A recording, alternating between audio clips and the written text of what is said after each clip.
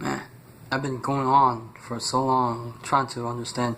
Alright, so I was doing a lot of reading and studying on the world of alchemy, and there's so much things that I have still more to learn, apparently. And I was like, oh, okay, that's cool, because that means I have more to offer to the world. So today I wanted to decipher, or what they call it, decoding the movie Hancock. If you don't know what this is, Hancock is based on a superhero where it's played by Will Smith, right? And it's a very fascinating concept. Now, me and my brother and I, we were talking about mythology has some truth to it, right? Every story that has been told, every legend, every myth that we heard about has been rehashed and reanalyzed. There is some bit of truth to this concept. Now, this Hancock guy he don't know who he is. He lost his memory. Something happened to him.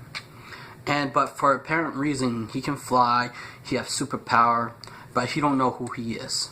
And he saved this guy, and this guy brought this Will Smith home, and he met this woman. But he don't know who this woman until later he found out there is this weird attraction toward her, and that this attraction toward her leads to something else. And he found out something, that she has power like him. And then he started to question, what are they? And she actually told him, saying that Will Smith said, you and I, we are the same. She said she's stronger. Who are we? She said, some people call it God, angels, different culture calls by a different name. Are there more of us? She said, there used to be. Now, most people think of, let's think in terms of Egyptian. So this two couple are referring to their superheroes, right? So every legend, every myth, every mythology has two beings, divine beings, and they have power, but yet what power did they hold? And these power that they hold they're basically human, but they have divine energy, you know, and it represent the yin and the yang, right? Or the yang, the masculine and the feminine energy within the human being. So I found out, it's very fascinating to me, because I was going on the trail of, I click on this video of, you know, Ralph Smart talk about twin flame, and I was like, what the hell is a twin flame, right? It's a very fascinating concept. And twin flame, they say, is your perfect mirror, right? And then I go deep down to all the other, what was it? This book, Kabbalah, right? And it talk also about twin flame. So we can think of twin flames are the modernized ice, the sun, the moon goddess. What was her name? Isis? Yeah, Isis. While the masculine, divine masculine is Osiris, right? The sun, right? The sun and the yin and the yang. So I was fascinated about the subject, because I was like, oh, okay, I get it. So it's referring to, in the superhero world, is Superman and Lois Lane, right? Hawkman and Hawkwoman. That is the stories behind. But in the ancient Egypt, it is Isis and Osiris. So it makes sense.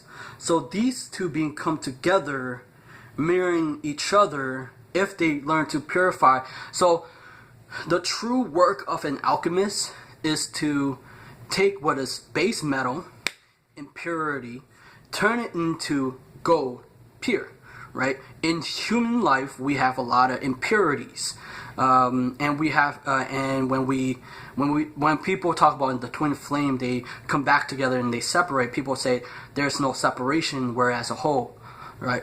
Me and my brother was laughing. Oh, you can't call a person a hoe. All right, that's my mistake on that. But look, listen. So people say we're all connected and we're all one. That is true. But you have to think about the twin flame, that each person have a different family. One maybe didn't grow up like the other twin flame. And maybe one twin flame, they haven't been whole. They don't know how, right? But then they start to realize from the other work of the twin flame, and I hear all this story about twin flame, they learn how to become whole. They learn more about themselves. Twin flame is more activation of the heart chakra, right? And I didn't even understand what the chakra is. I didn't even believe. I only liked the third chakra because I'm used to liking the third chakra, but I never really cared about all the other chakra until I realized the heart chakra is the most important, right? Because I checked, I was like, what is happening? And I realized when your heart is breaking, your breath is shallow. People forget to breathe, right? It's like, so basically I checked all the book on the chakra. The heart chakra, it controlled your ear. I mean, it controls the air that you breathe, but it also controls the ears, the eyes. When your heart is hurting, you block out your senses. Because I was talking to my brother about this. Like, he told me that it tainted your ears, your eyes, or you don't care anymore. Your senses turn off. But when you're learning to love yourself, loving your heart, loving right here, when you create it, you're more expansive. That's what me and my brother talk about, because I was like, oh, that makes sense. When you're happy, you're like chest open. So when people talk about being centered, the heart, when it's not centered and it's hurting, you're crouching because they want to protect the heart, right? But you have to, even I learned this. I was listening to a video called Matt Kahn. He said, in spite of your heart being hurt, command that your heart remains open in spite of that. It's this natural state that's supposed to be in. And because here's the thing that people don't understand, that there's people should be grateful for their heartbreak, right? People should be grateful for some adversity. You know why? It opens up the heart to give more gift to others.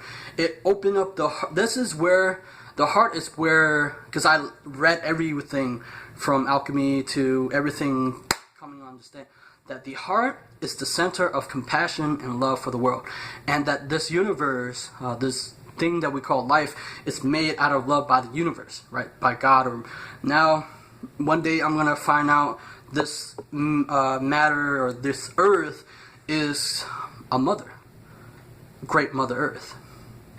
So Isis and Osiris is the yin. We were talking about two contrary, opposite, but they're one. But because one have to learn how to become whole within themselves. So that is the great work. People talk about separation. When in twin flames, separation happened because it's to heal the part of themselves from their twin flames are not only reflecting what happened in their childhood, but also what happened now. Right? It's reflecting. It may be the twin flame. Maybe either they talk about romance, whatever. They talk about the greatest love, or it could be your greatest fear. If people want a twin flame, they better be ready, man. It's gonna be, because twin flames are changing how you view yourself, whatever your relationship has been. Because twin flame is more about not about the 3D connection relationship that you've been having. It's about more like the 5D connection that you never understood that been happening, but it's happened, right? And it's a very fascinating subject. Like, you never know, maybe you never know that there is a telepathy, but you never know about that. I was like, okay.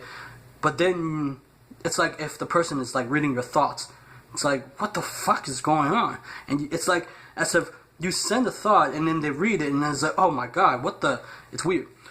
So twin flame are more like a alchemist couple where they need to shift a paradigm within the human realm of perception of how a relationship works. Now, most people think it's weird and how they go work, but because twin flame are here, people talk about what was it?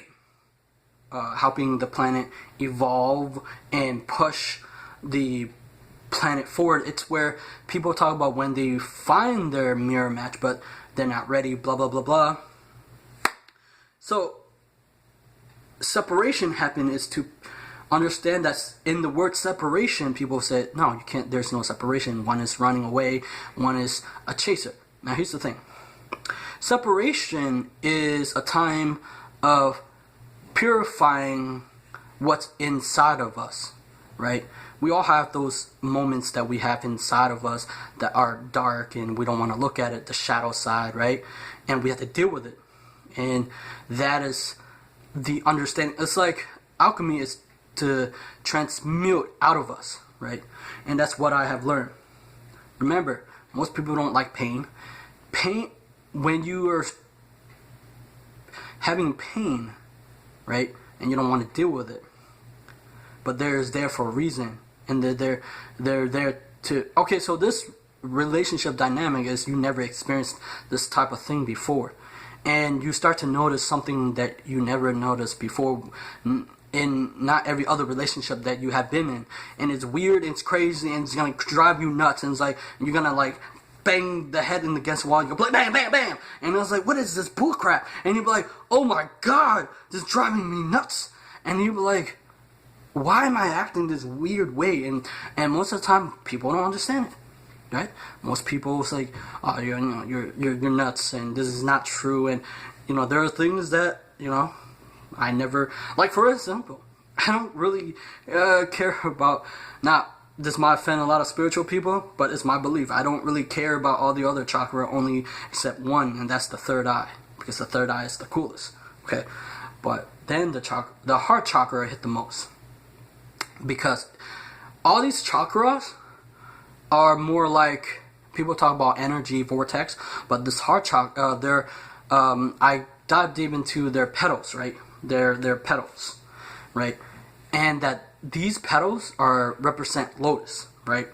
A lotus flower, like in the Buddhist realm, a lotus flower, like where the Buddhist is sitting on the lotus, but it's very beautiful, but yet it's being born, grow in the dirt, muggy water, but it's still beautiful. So that's why when people heart is hurting, they close off, right? And what ends up happening is you're not open.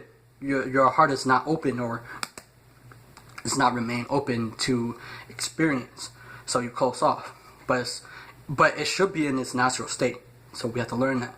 But that's what I learned. It's very fascinating. So the greatest work that you could ever done is your spiritual work that's inside of you, to really, because there's a lot of, even if people say they have done the work, or spirituality, law of attraction, there's a lot of work that we have not been dealt with, and it's like, oh my god, this is like, anyway, that's my thing today.